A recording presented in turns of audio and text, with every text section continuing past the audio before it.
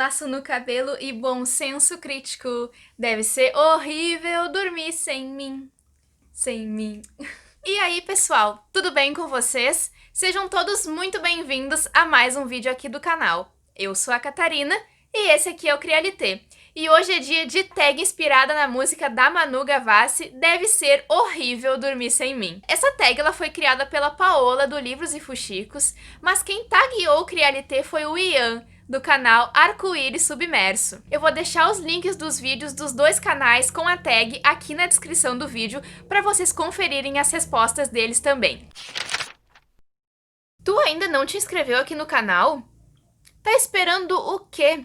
Te inscreve aqui embaixo, ativa o sininho para não perder nenhum conteúdo que eu for trazer, porque aqui no Crialité eu falo muito sobre livros, literatura e sempre tô tentando trazer um conteúdo diferente pra gente conversar sobre esses assuntos. Deixa a tua curtida aqui nesse vídeo e um comentário, me contando se tu gostou da tag, se tu curtiu a tag, eu achei ela super criativa, e me conta também se tu concorda com as respostas ou não. Compartilha o link desse vídeo com os teus amigos, indica o canal do Crialité pela internet afora, compartilha esse vídeo no Facebook, no Twitter, no Instagram, vamos pregar a palavra do Crialité por aí. Eu deixo o convite também para vocês acompanharem o Crialité nas outras redes sociais, que são o Instagram e o Twitter.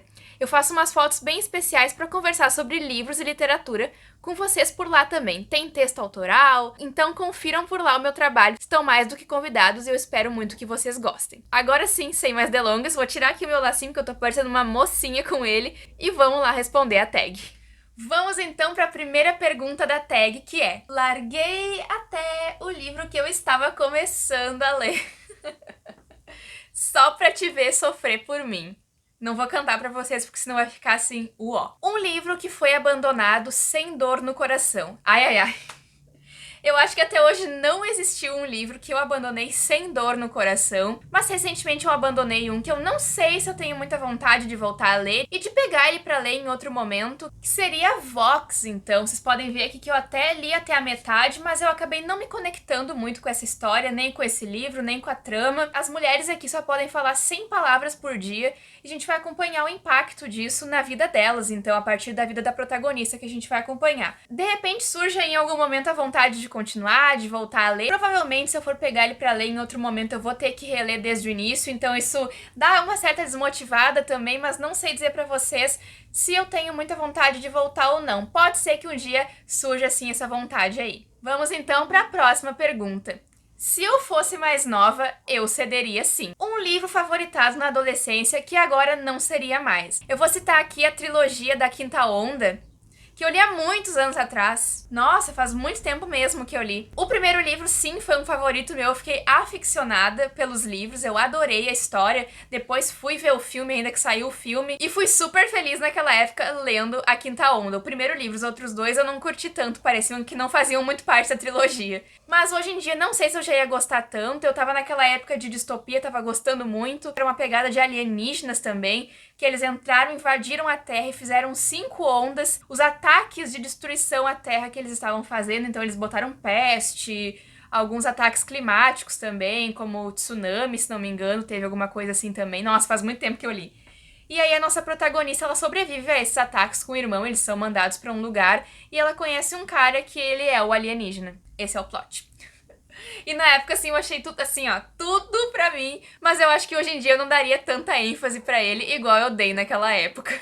A próxima pergunta: eu vejo a sua leve obsessão, não tão leve, em mim. Um autor que virou a sua obsessão. Faz muitos anos que eu não fico obcecada por um autor, muito tempo mesmo. Eu acho que o último autor que aconteceu isso foi com o tio Rick, né, o Rick Riordan, que eu li Percy Jackson, depois eu li Os Heróis do Olimpo, depois eu fui li Magnus Chase, e eu fui tentando ler as Crônicas dos Kane, tudo que ele escrevia eu queria ler. Esse, então, acho que foi a minha obsessão. Essa do tio Rick passou, obviamente, já faz muito tempo que eu não leio nada dele. Tô relendo Percy Jackson, mas estou fazendo a releitura, então passou essa obsessão que eu tinha pela escrita dele e por ele. Meu estilo é clássico, amor pra poucos. Um livro clássico que todo mundo ama, menos você. Putz, gente, eu não vou saber responder essa, eu acho. Porque todos os livros clássicos que eu li até agora eu gostei. Orgulho e Preconceito, não vou saber dizer pra vocês. Mas Orgulho e Preconceito eu gostei, Ensaio sobre a Cegueira. Dom Casmurro é um clássico também, adoro. Prometo pra vocês que assim que eu ler um clássico que eu não gostar, eu venho aqui contar pra vocês, tá? Gravando aqui agora, pessoal, eu lembrei de um livro clássico que não me agradou tanto assim. Eu não me lembro da primeira vez que eu li ele, porque eu era muito nova, mas uns anos atrás, acho que uns 5 anos atrás, eu quis ler ele pra ter mais livros pra ler. Era dezembro e eu queria ter mais livros lidos durante o ano, então eu peguei ele pra ler correndo, assim, era quase final do ano, e o livro era O Pequeno Príncipe, né? Eu acho que essa história é muito inspiradora, pretendo ler ela em outro momento pra ver se eu consigo me conectar com ela, porque eu gostaria muito de ter essa história como favorita pra mim. Nem sei, na verdade, se eu lembro de muita coisa da história e gostaria muito de me conectar e ter uma conexão especial com ela. Quinta pergunta. Meu humor é ácido. Um livro que deveria ter sido divertido, mas não foi. Eu resolvi citar 2 livros aqui nessa categoria, mas vou explicar pra vocês o porquê.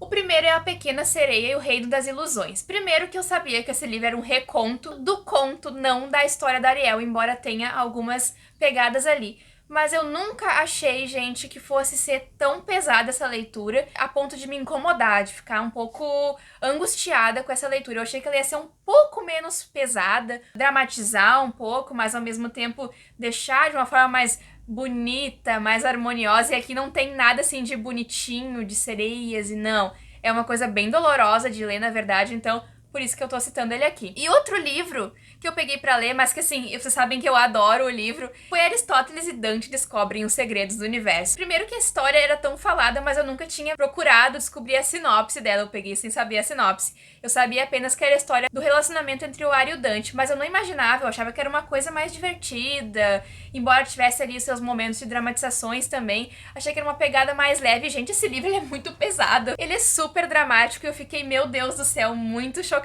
em várias cenas, assim, tem umas coisas bem pesadas mesmo.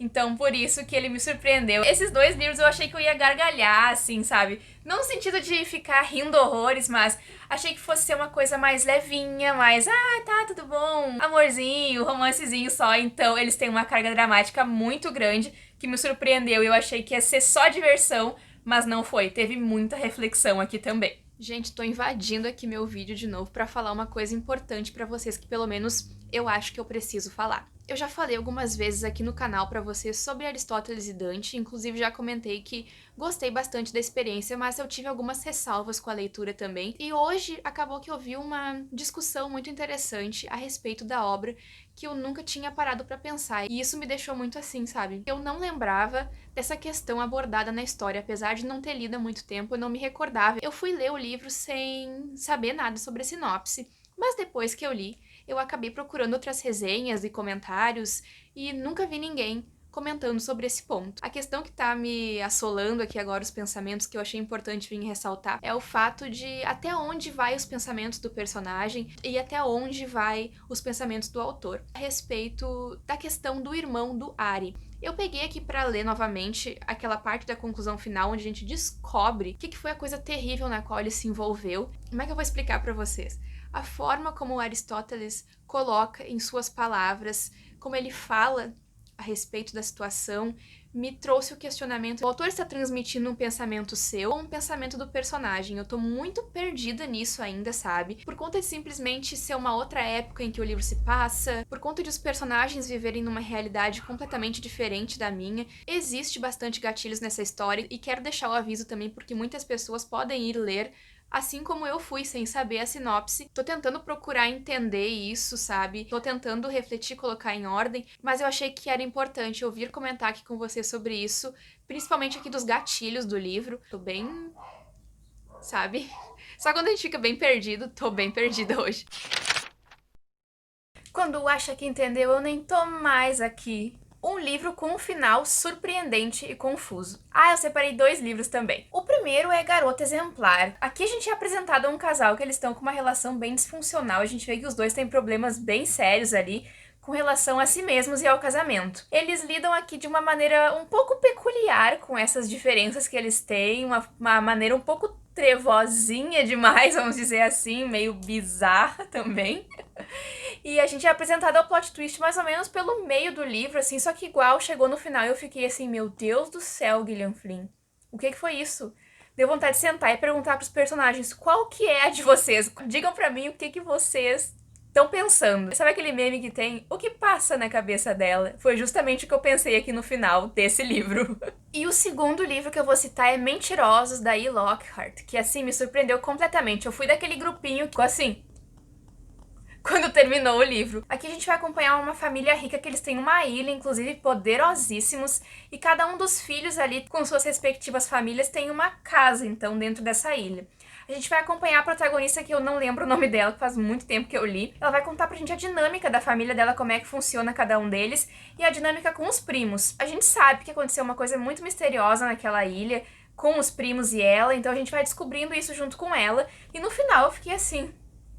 Eu fiquei embasbacada no final. Não sabia o que pensar quando eu terminei aquela leitura. Não foi um final confuso, mas foi sim um final muito surpreendente. Então eu queria colocar aqui nessa lista, porque eu lembro que na época eu fiquei chocadíssima com aquele final. Não sei se hoje eu ficaria assim também, mas na época eu fiquei, meu Deus, perdida. Eu fiquei rodando assim por meia hora depois de terminar o livro. Claro, posicionamento político, laço no cabelo e bom senso crítico. Uma personagem literária inspiradora. Tentei, né, pessoal? Tentei não colocar a Katniss Everdeen de Jogos Vorazes aqui, mas falhei miseravelmente, porque a Katniss sempre foi uma inspiração pra mim. Tanto nos filmes quanto nos livros, ela nos é apresentada como uma personagem muito determinada. Apesar de nova, ela tem muitas responsabilidades, e eu sempre me identifiquei muito com a Katniss como pessoa, assim. Eu gosto muito das características que contemplam a personalidade dela e me identifico. A Katniss também sempre foi uma inspiração pra mim no quesito de que ela é muito família, ela é muito preocupada em fazer a coisa certa sempre, tanto que ela é a líder de uma revolução. Mesmo que ela não quisesse fazer isso, ela acaba pegando aquele papel. Tentei aqui colocar outras personagens que me inspiraram também, mas acho que a Katniss é a minha protagonista, assim, favorita de todos os tempos, então seria difícil não colocar ela aqui nesse item. E vamos então à nossa última pergunta da lista. Deve ser horrível dormir sem mim. Sem mim. Uma história que te roubou o sono. Bom, tem várias histórias que me roubaram o sono, que me deixaram acordada aí por uma noite inteira lendo ou pensando na leitura, e são vários gêneros diferentes também. Black Hole fez isso comigo, Coraline fez isso comigo. Ui, sonhei com aquela mulher, com aquela outra mãe da Coraline ainda, que raiva, sonho horrível. Enfim, Capivaras me deixou pensando, Teto para Dois, então tem muita coisa. Mas eu quis citar aqui um livro que eu li esse ano ainda, que é Quando o Mal Tem um Nome, da Glaucamp. Mas especificamente uma cena. Eu li esse livro na madrugada também, teve uma cena ali, gente, meu Deus do céu, aquela cena assim me deixou, meu Deus do céu, eu não sabia o que eu fazia. Se eu entrava pra debaixo da cama, eu queria sentar em posição fetal e chorar. Aquela cena me deixou apavorada, eu não tava preparada pra ela veio assim do nada. A história se passa aqui no Brasil e é uma história de uma mãe que ela tá tendo mais um filho agora, só que ela quer mudar o sexo daquela criança, ela quer uma menina, se não me engano, não me lembro. Ela vai ter um menino, mas ela quer uma menina. Acho que é alguma coisa assim, tem uma troca ali. E ela acaba fazendo um ritual aí, um bagulho muito macabro, um troço aí muito macabro. Ela procura, né, e encontra um ritual pra poder mudar o sexo do bebê. E ela acaba se envolvendo ali numa coisa muito macabra. Eu sonhei, tive pesadelo, entrei em colapso mental. Essa cena, assim, eu consegui visualizar ela de uma forma tão perfeita que eu tive pesadelo com ela. Então quis citar especificamente esse livro e essa cena aqui pra vocês. Esse então foi o nosso vídeo de hoje, pessoal. Acho que esse vídeo ficou bem legal e espero que vocês também tenham gostado. Eu agradeço muito a atenção de todo mundo, não esqueçam de se inscrever no canal, de deixar a curtida, de compartilhar esse vídeo e comentar aqui embaixo o que acharam da tag e das respostas. Muito obrigada, Ian, por ter tagueado aqui o Crialité. Um beijão pra todo mundo, muito obrigada por terem assistido o vídeo e a gente se vê no próximo vídeo aqui do Crialité.